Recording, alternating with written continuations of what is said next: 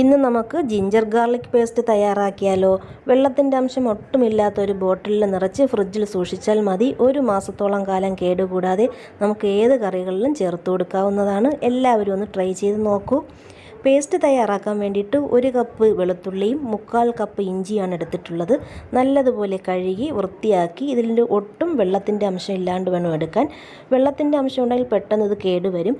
1 cup വെളുത്തുള്ളിക്ക് 1/4 cup ഇഞ്ചി എടുത്താൽ മതി. ഇനി നമുക്കിതൊരു മിക്സിയുടെ ജാറിൽ ഇട്ട് കൊടുക്കാം. ജാറിലും വെള്ളത്തിൻ്റെ അംശം വരാൻ പാടില്ല. ആദ്യം നമുക്കിതിലേക്ക് ഇഞ്ചി ഇട്ട് കൊടുക്കാം, പിന്നെ വെളുത്തുള്ളി ഇട്ട് കൊടുക്കാം. ഇത് കേടുകൂടാതിരിക്കാൻ വേണ്ടിയിട്ട് 1/4 ടീസ്പൂൺ മഞ്ഞൾപ്പൊടിയും 1/4 ടീസ്പൂൺ ഉപ്പും കൂടെ ചേർത്ത് ഒന്ന് ക്രഷ് ചെയ്തെടുക്കാം.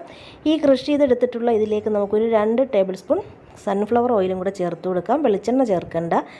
ഈ 3 സാധനങ്ങളും ചേർത്ത് നമ്മൾ തയ്യാറാക്കിയാൽ നമുക്കിത് കേടുകൂടാതെ ഒരു മാസത്തോളം ഫ്രിഡ്ജിൽ സൂക്ഷിച്ചാൽ മതി. അങ്ങനെ രുചിയും മണവുമുള്ള ജിഞ്ചർ ഗാർലിക് പേസ്റ്റ് റെഡി.